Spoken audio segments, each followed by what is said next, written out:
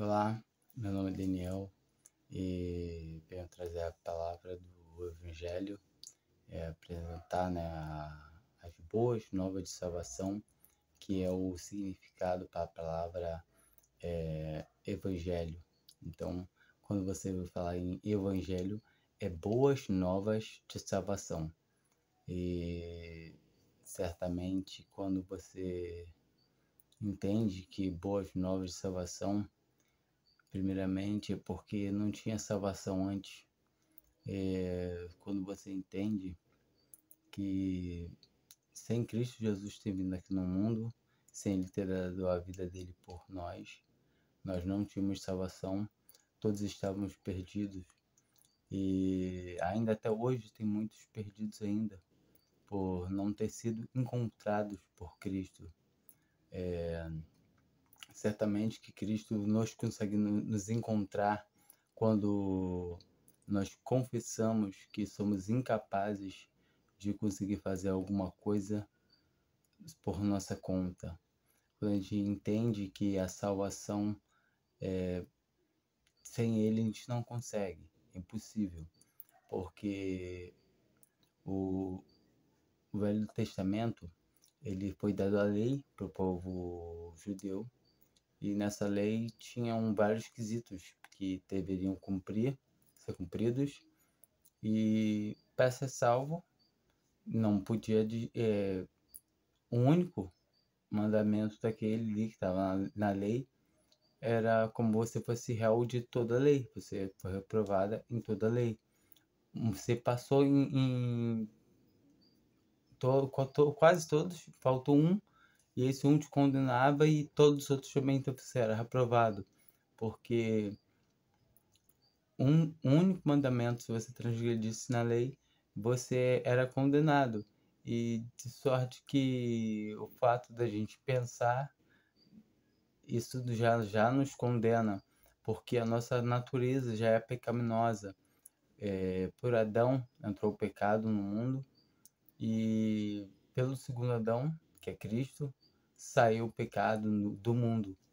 Então, quando nós entendemos que por causa de um homem todos pecaram, por causa de outro homem todos são justificados, todos que querem nele.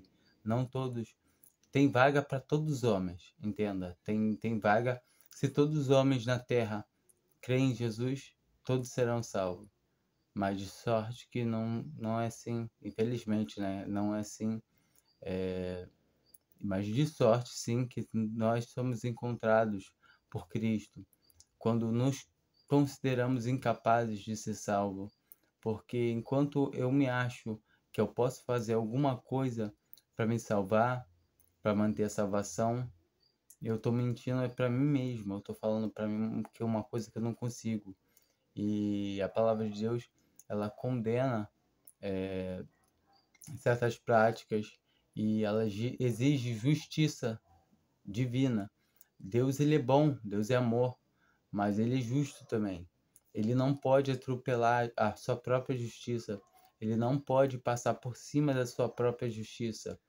Entenda assim que você é pecador e Deus tem que cobrar o seu pecado. E o salário do pecado é a morte. Então você tem que cumprir a lei. Você vai ser preso, você vai ser morto. Você é réu de sentença.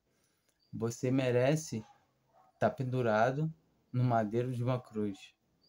Só que teve alguém que morreu por você. Cristo Jesus morreu por você. Em João 3, Deus fala que o tanto que ele amou o mundo é tão grande que não relata um tamanho. Ele usa uma expressão usando o filho dele para a gente poder entender que realmente é o tamanho do amor. Fala que Deus amou o mundo de tal forma que deu seu Filho unigênito para que todo aquele que nele crê tenha a vida eterna. Não entre em juízo, mas já passou da morte para a vida. Quando nós cremos que Cristo Jesus pagou o nosso pecado, isso nos é imputado como justiça. A partir de agora somos justos na presença de Deus.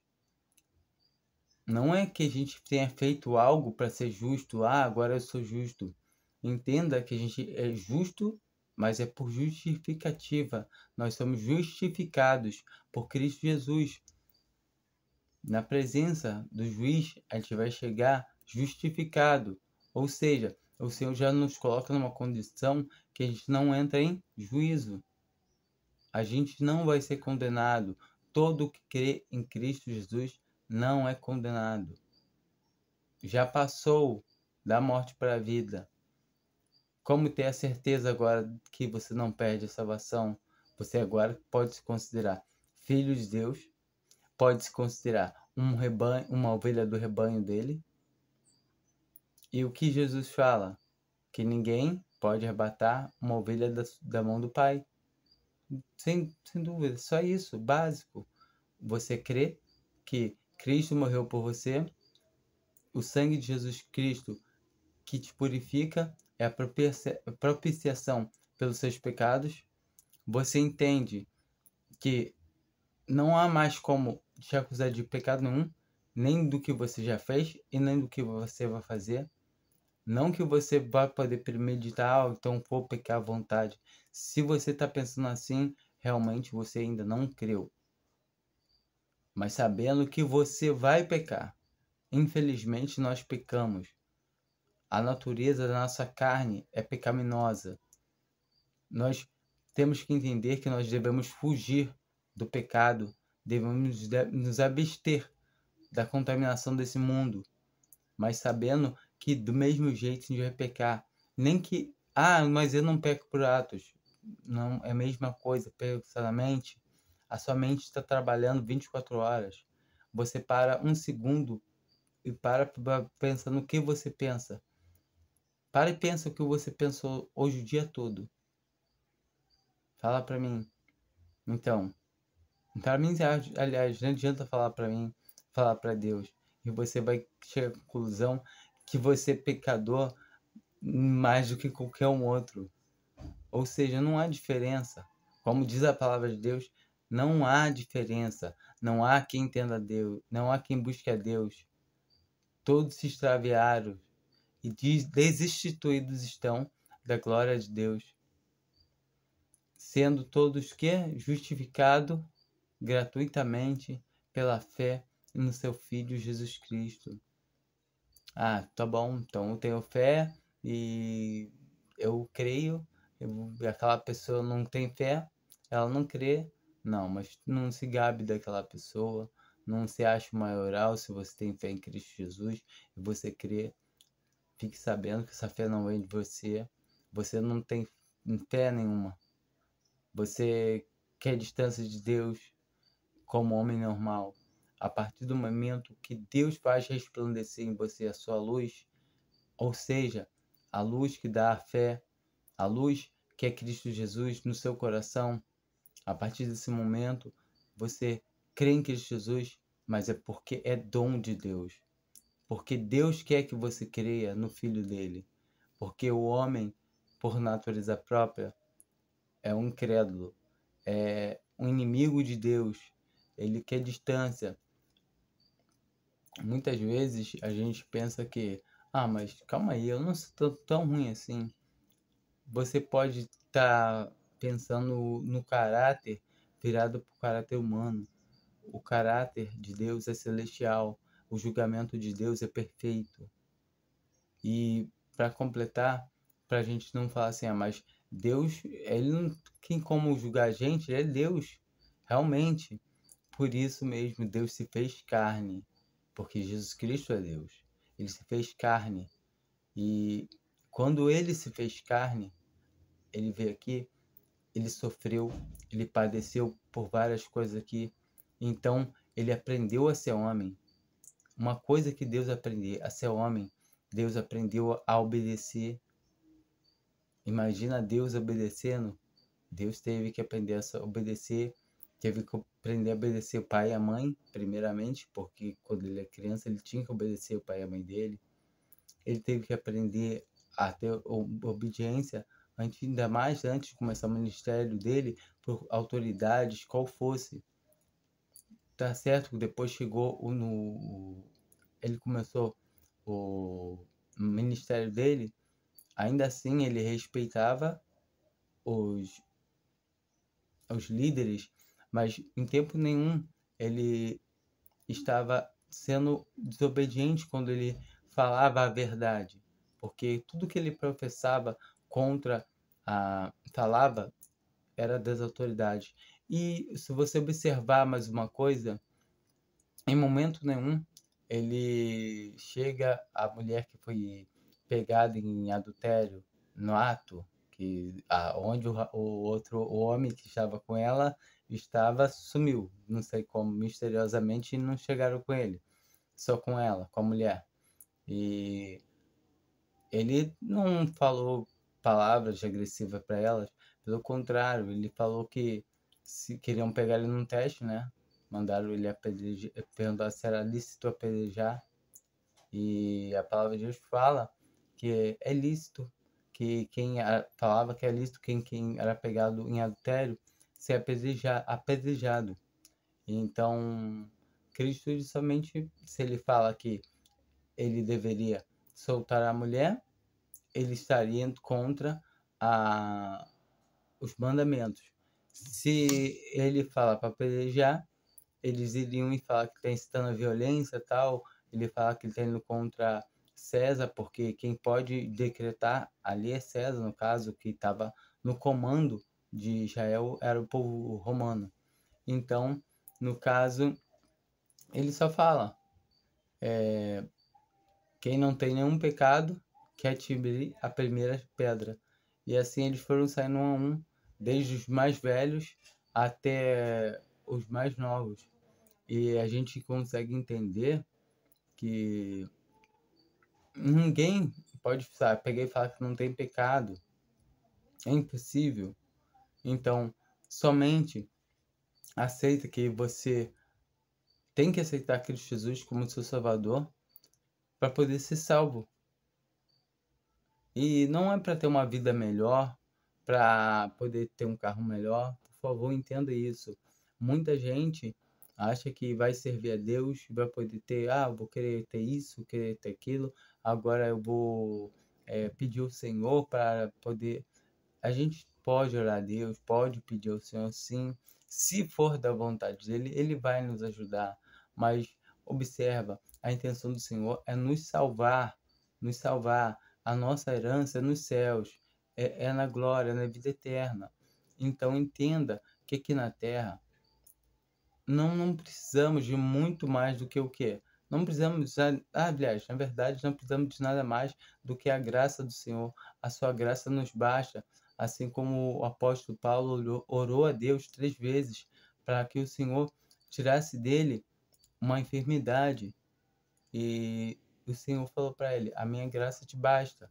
Entenda que as coisas que acontecem aqui muitas vezes deixa a gente chateado, deixa a gente contristado, assim, e muita gente fala assim, mas o cristão fica chateado com o resultado normal. A gente sabe que a gente o tempo todo tá alegre na alma, no espírito, porque a gente sabe que saindo daqui nós estamos com o Criador, estamos com aquele que nos ama, e nos ama tanto, tanto, tanto, que deu o filho dele. Sim, sabe? Eu tenho 2 filhos. Eu não daria nenhum dos meus 2 filhos, nem o Davi, nem a Esther, por ninguém, nem por uma pessoa boa. Quem dirá por pecadores como eu e você? Não adianta. Então, Deus mostra o seu amor por nós a partir do momento que a gente entende que ele entrega o seu filho para nós salvar. Ou seja, Deus quer nos salvar. Deus nos oferece, ele estende a mão dele está escada, só basta a gente vir e segurar na mão dele, porque é só a gente crer que o filho dele já pagou tudo. Não tem mais nada para a gente pagar. Não há nada que pagar. Ah, mas eu tenho que manter. Não, se você fala que tem que manter, você está chamando o Filho de Deus de mentiroso. Está chamando Deus de mentiroso. Observa, tem a vida eterna. Tem, agora, nesse momento. Você tem a vida eterna. Se você crê em Cristo Jesus como seu Salvador, como Jesus já pagou a dívida por você, você tem a vida eterna. Já passou da morte para a vida. Creia em Cristo Jesus. Ele é a razão para tudo.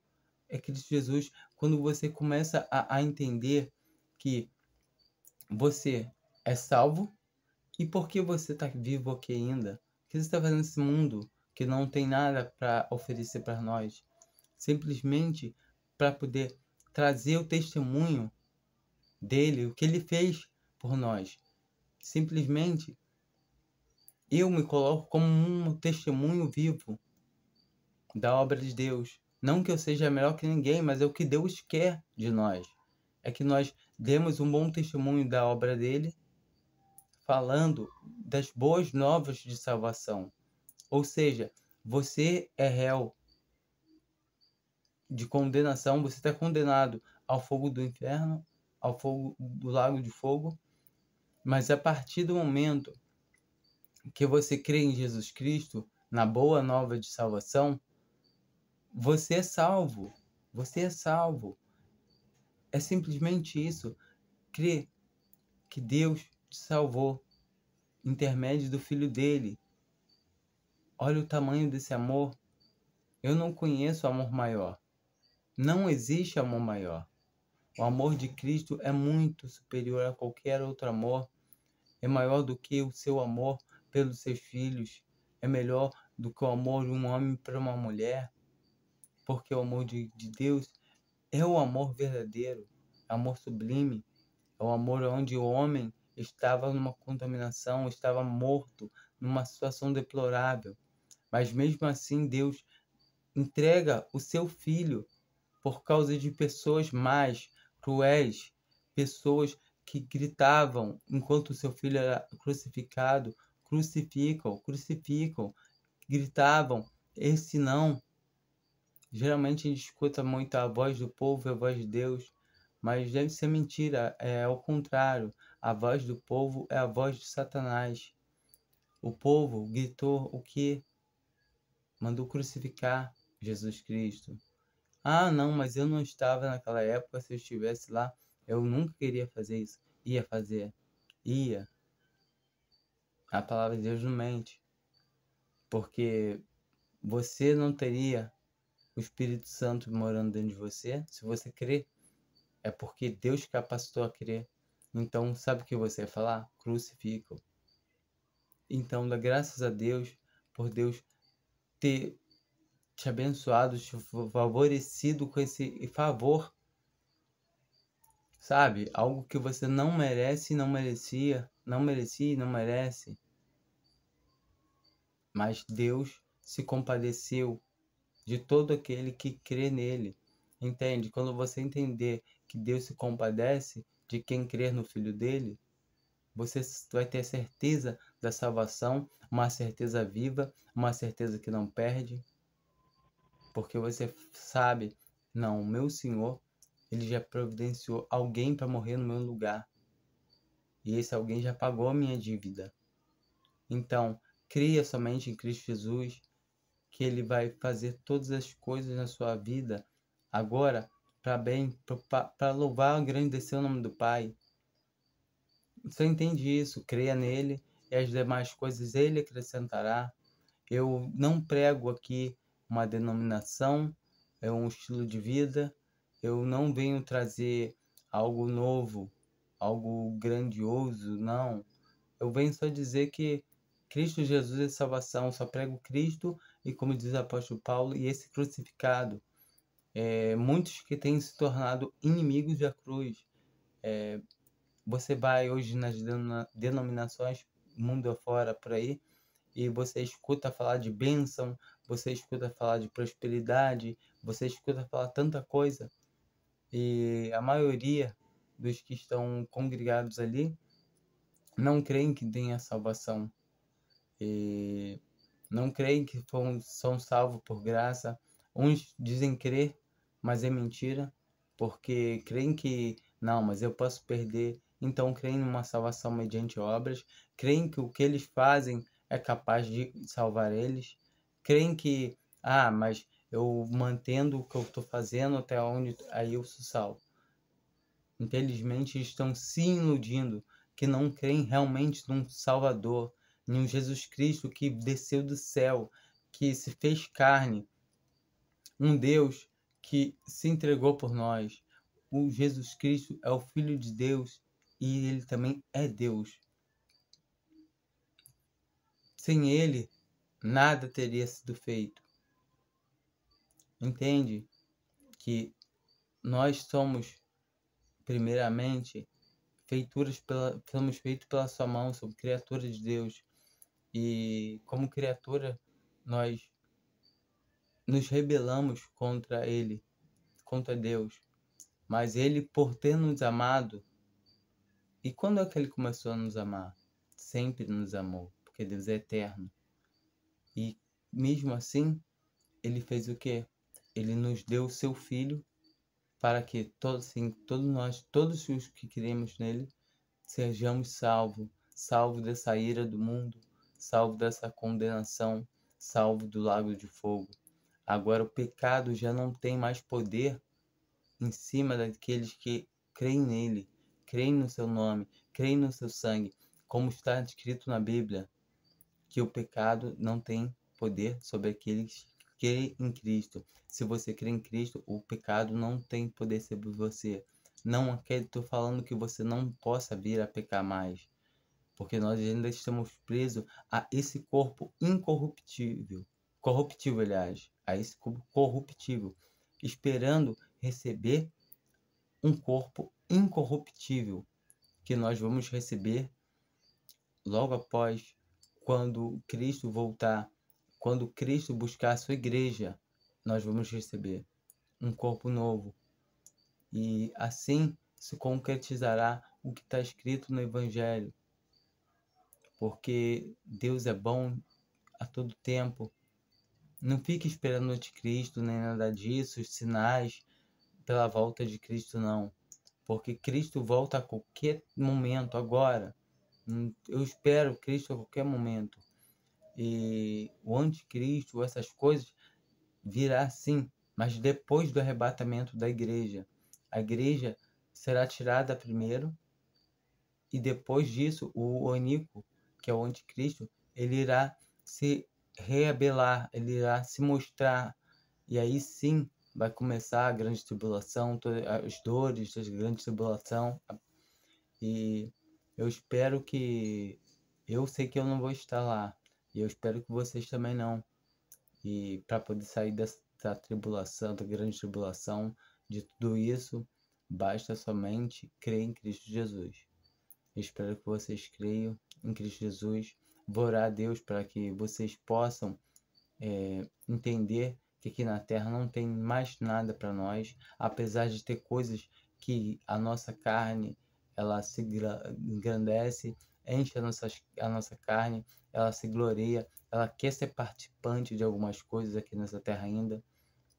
Mas quando nós entendemos que nada disso tem proveito nenhum, a gente começa a querer, por conta própria, a sacrificar a nossa carne com os nossos pecados, com as nossas paixões, como diz já na Bíblia. Porque os que são de Cristo crucificarão a sua carne com as suas paixões, com as suas paixões do mundo, paixões por vícios, por certas coisas, coisas que nem são lícitas de falar. Então, fiquem com Deus, somente creiam em Cristo Jesus, porque Ele é o Salvador. Só Ele pode salvar.